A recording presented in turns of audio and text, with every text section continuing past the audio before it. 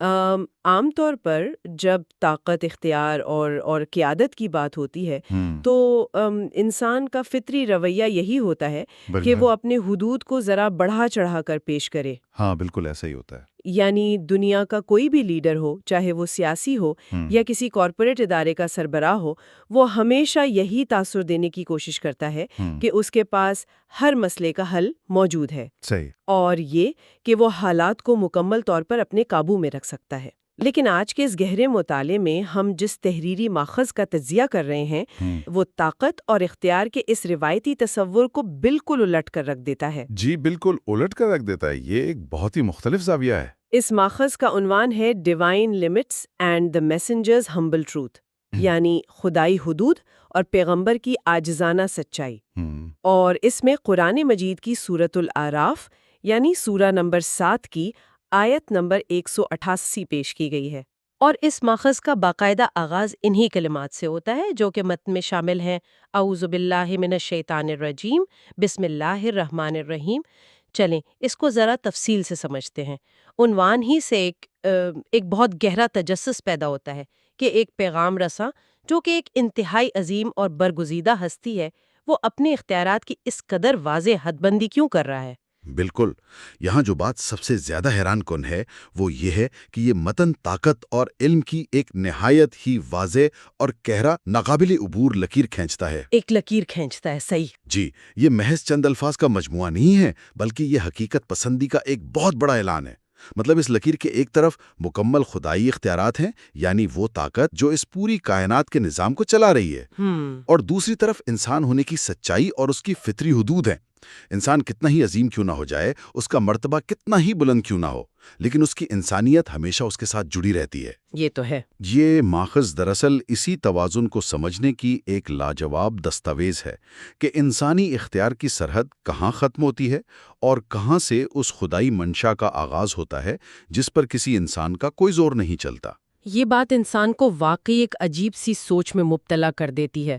چلیں اس ماخذ کے پہلے حصے کی طرف بڑھتے ہیں جہاں اختیار کی حد اور خدائی منشا کا ذکر کیا گیا ہے۔ متن کے الفاظ کچھ یوں ہیں: قُل لَا أَمْلِكُ لِنَفْسِي نَفْعًا وَلَا ضَرًّا إِلَّا مَا شَاءَ اللَّهُ۔ صحیح، یعنی کہہ دیجئے کہ میں اپنی ذات کے لیے کسی نفع یا نقصان کا اختیار نہیں رکھتا مگر جتنا اللہ چاہے۔ اب یہاں غور کرنے والی بات یہ ہے کہ اس جملے کا آغاز ہی لفظ قل سے ہو رہا ہے، یعنی کہہ دیجئے۔ بالکل، یہ ایک حکم ہے۔ ہاں، یہ ایک کھلے اعلان کا حکم ہے۔ مطلب یہ کوئی ایسا راز نہیں ہے جسے چھپا کر رکھنا ہو، بلکہ یہ تو ڈنکے کی چوٹ پر دنیا کو بتانے کا معاملہ ہے۔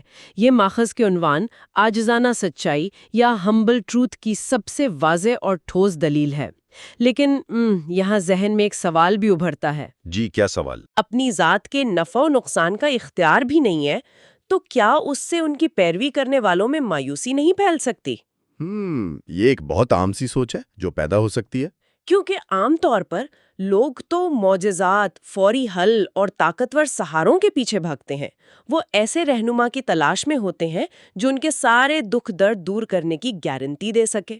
اگر ہم اسے وسیع تر تناظر میں دیکھیں تو یہ بظاہر نظر آنے والی مایوسی دراصل ایک بہت بڑی نفسیاتی آزادی کا راستہ ہے۔ انسان کی یہ نفسیات ہے کہ وہ جھوٹی تسلیوں اور سراب کے پیچھے بھاگتا ہے، لیکن یہ متن اس سراب کو توڑ دیتا ہے۔ سراب کو توڑ دیتا ہے یعنی وہ جو ایک فریب نظر ہوتا ہے؟ بالکل، نفع اور نقصان کے اس اختیار کی نفی دراصل ان خدائی حدود یا ڈیوائن لمٹس کو پوری طرح سے ظاہر کرتی ہے جن کا ذکر ماخذ کے عنوان میں بھی موجود ہے۔ یہ تسلیم کرنا کہ نفع و نقصان کا حتمی کنٹرول انسان کے پاس نہیں ہے، یہ کمزوری نہیں بلکہ کائنات کی سب سے بڑی حقیقت کا اعتراف ہے۔ واہ، یہ بہت گہری بات ہے۔ دیکھیں، انسان پوری زندگی اسی تھکا دینے والی دوڑ میں لگا رہتا ہے کہ وہ ہر حال میں زیادہ سے زیادہ نفع حاصل کر لے اور ہر طرح کے نقصان یا دکھ سے خود کو محفوظ رکھے۔ بالکل، وہ سب کچھ مائکرو مینج کرنے کی کوشش کرتا ہے۔ ہاں، لیکن یہ متن بڑی صراحت سے بتاتا ہے کہ کوئی بھی فائدہ یا کوئی بھی نقصان صرف اور صرف ایک ہی چیز سے مشروط ہے، اور وہ ہے ماشاء اللہ، یعنی خدائی منشا۔ یہ نقطہ نظر انسان کو جھوٹی امیدوں کے بجائے ایک ٹھوس حقیقت پر کھڑا کرتا ہے، جہاں توقعات حقیقت پسندانہ ہو جاتی ہیں۔ یہ تو ایک بہت ہی زبردست نفسیاتی پہلو ہے۔ انسان کی حالت تو واقعی یہی ہے کہ وہ اپنی زندگی کے ہر پہلو کو، ہر چھوٹی چھوٹی چیز کو کنٹرول کرنے کی کوشش کرتا رہتا ہے۔ اور اسی بات کو آگے بڑھاتے ہوئے متن کا اگلا حصہ ایک اور حیرت انگیز زاویے کی طرف لے جاتا ہے، جو علم غیب اور انسانی تجربے کے گرد گھومتا ہے۔ یہاں بات واقعی بہت دلچسپ ہو جاتی ہے۔ جی بتائیں۔ کیونکہ متن میں آگے کہا گیا ہے وَلَوْ كُنْتُ أَعْلَمُ الْغَيْبَ لَاسْتَكْثَرْتُ مِنَ الْخَيْرِ وَمَا مَسَّنِيَ السُّوءُ، جس کا مطلب ہے اور اگر میں غیب جانتا ہوتا تو بہت سی بھلائیاں جمع کر لیتا اور مجھے کبھی کوئی تکلیف نہ پہنچتی۔ اس کی منطق اس قدر سادہ ہے کہ سیدھی دل میں اتر جاتی ہے۔ بالکل، اس میں ایک کھلی سچائی ہے۔ اگر روزمرہ کی زندگی کی ایک عام مثال دے کر سمجھایا جائے تو آج کے دور میں انسان اربوں ڈالر صرف اس لیے خرچ کر رہا ہے کہ وہ کسی نہ کسی طرح مستقبل کی پیشین گوئی کر سکے۔ مصنوعی ذہانت ہو، موسم کا حال جاننا ہو یا پھر اسٹاک مارکیٹ کا تجزیہ ہو، انسان کی سب سے بڑی خواہش ہی یہی ہے کہ اسے آنے والے کل کا پتہ چل جائے تاکہ وہ نقصانات سے بچ سکے۔ ہاں بالکل۔ اور مقصد کیا ہے؟ بالکل وہی جو اس متن میں بیان ہوا ہے کہ زیادہ سے زیادہ فائدہ اٹھانا اور ہر طرح کی مشکل سے بچ جانا۔ انسان کی تو یہ حالت ہے کہ اگر اسے صرف اتنا معلوم ہو جائے کہ آج شام فلاں سڑک پہ ٹریفک جام ہوگا تو وہ اپنا روٹ ہی بدل لیتا ہے۔ ہم تو اتنی چھوٹی چھوٹی تکلیفوں سے بچنے کے لیے بھی غیب جاننے کی کوشش کرتے رہتے ہیں۔ بالکل، اور یہ مثال اس انسانی رویے کی بالکل درست عکاسی کرتی ہے۔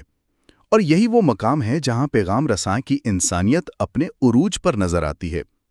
اس جملے میں موجود لفظ السوء، جس کا مطلب تکلیف، برائی یا مشکلات ہے، بہت گہرے معنی رکھتا ہے۔ السوء یعنی تکلیف۔ جی، یہ جملہ دراصل اس بات کی تصدیق کر رہا ہے کہ پیغام رساں کو بھی اپنی زندگی میں تکلیفیں اور مشکلات کا سامنا کرنا پڑتا ہے، اور ان تکلیفوں کا ان کی زندگی میں آنا اور ان تکلیفوں سے نہ بچ پانا ہی اس بات کا سب سے بڑا ثبوت ہے کہ مستقبل کے پردوں کے پیچھے کیا چھپا ہے، اس کا علم صرف اور صرف ایک اعلیٰ ذات کے پاس ہے۔ صحیح۔ اسے کسی صورت میں بھی پیغام رساں کی کمزوری نہیں سمجھنا چاہیے، بلکہ یہ حقیقت پسندی کا ایک بہترین نمونہ ہے۔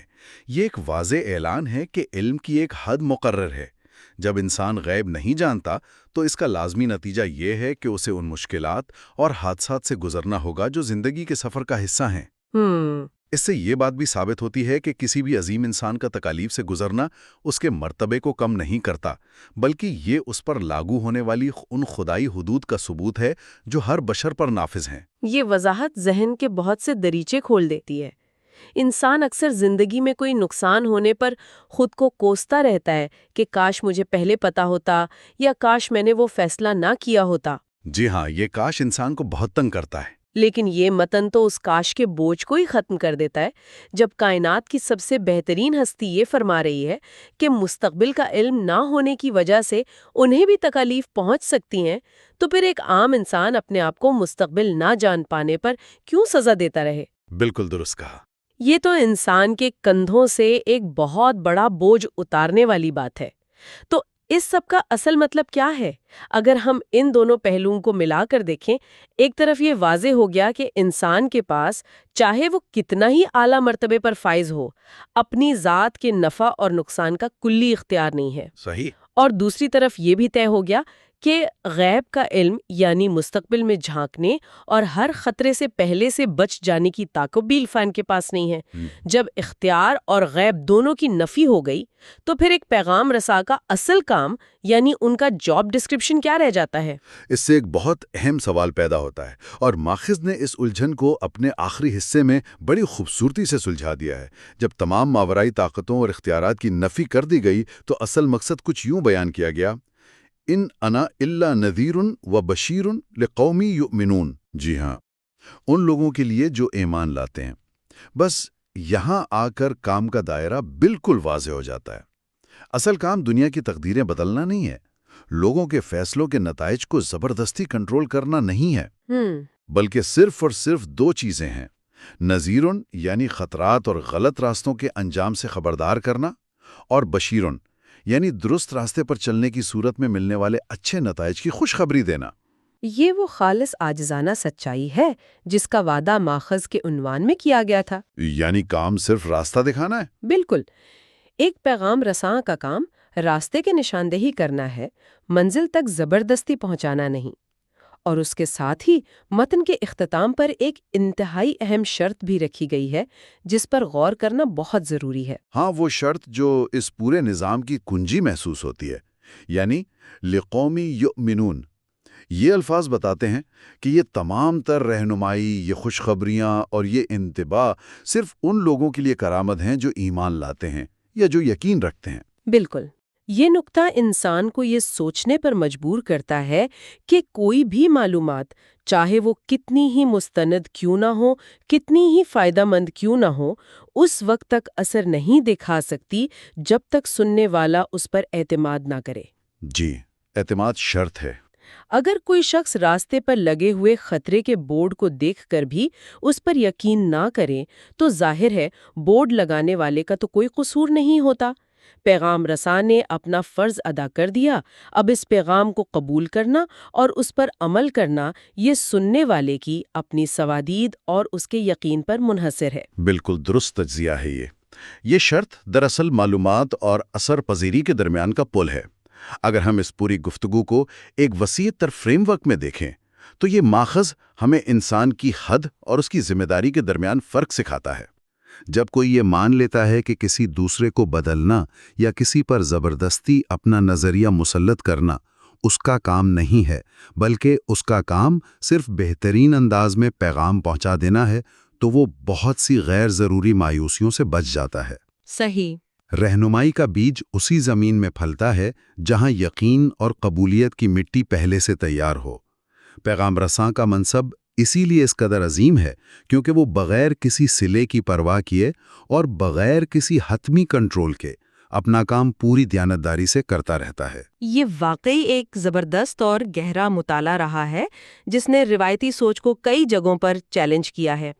چلیں اس تفصیلی جائزے کے اختتام کی طرف بڑھتے ہیں اور اس ساری گفتگو کا ایک نچوڑ نکالتے ہیں۔ جی بالکل۔ اس ماخذ کے ذریعے جو سب سے بڑی بات سامنے آئی ہے وہ یہ ہے کہ یہ صرف ایک روایتی یا عام سی مذہبی عبارت نہیں ہے، بلکہ یہ انسان کی نفسیات، اس کی حدود اور اس کی حقیقت کو تسلیم کرنے کا ایک زبردست اور عالمگیر سبق ہے۔ ایک عالمگیر سبق ہے بلا شبہ۔